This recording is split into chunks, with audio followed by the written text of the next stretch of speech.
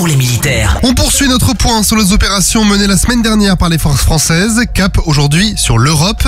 Après 4 mois d'exercice menés sur terre, sur mer et dans les airs, l'exercice Steadfast Defender s'est terminé. Environ 90 000 soldats, plus de 80 aéronefs, 50 navires et 1100 véhicules de combat ont pris part à cet exercice, le plus grand mené par l'OTAN depuis la fin de la guerre froide. L'exercice, décliné en plusieurs phases, prenait la forme d'un scénario de conflit contre un adversaire de taille comparable, selon les mots de l'Alliance. En Roumanie, près d'une centaine de sapeurs français et belges du bataillon multinational ont participé à l'exercice Water Training Camp dans la région de Braila, où coule un bras du Danube. L'objectif était de développer la coopération des forces des États membres de l'OTAN dans la manœuvre particulièrement complexe qu'est le franchissement d'une rivière. L'armée roumaine possède en effet un savoir-faire reconnu dans le transport fluvial de véhicules militaires. Elle est ainsi en mesure d'embarquer les véhicules alliés belges et français sur des embarcations capables d'emporter jusqu'à 200 tonnes. Plusieurs ateliers ont eu lieu au cours de la semaine dernière pour permettre aux unités de se coordonner sur les procédures.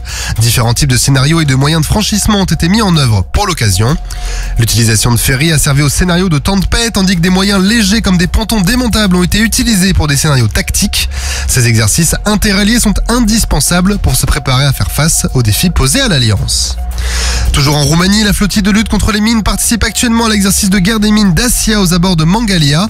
Orienté sur la mise en œuvre de systèmes de guerre des mines, cet exercice rassemble des militaires et des industriels de 8 nations, dont la France. L'action des armées tricolores dans cet espace stratégique est notamment tournée vers la liberté de navigation et la sûreté maritime. Dans les airs, un KC-135 de l'armée de l'air et de l'espace a réalisé 2 missions de ravitaillement depuis la base aérienne 125 d'Istres au profit d'avions de chasse polonais dans le cadre d'entraînements bilatéraux. 14 F-16 polonais ont ainsi été ravitaillés grâce aux aéronefs français. Ces opérations de police de l'air du nom de Air Shielding sont placées sous le contrôle opérationnel de l'OTAN. Le chasseur de mines Cefet, qui est actuellement également sous contrôle opérationnel de l'OTAN, a appareillé de Kirkwall au Royaume-Uni avec le groupe de guerre des mines de l'Alliance. Le groupe a traversé la mer du Nord puis la mer de Kattegat avant de rejoindre en fin de semaine Malmö en Suède.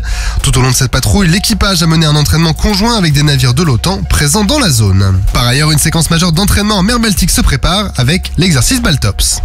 Et enfin, au large de Quiberon en Bretagne, le porte-hélicoptère amphibie Mistral, le 3e régiment d'infanterie de marine et le porte-aéronef espagnol Juan Carlos se sont entraînés ensemble la semaine dernière dans la baie de Quiberon.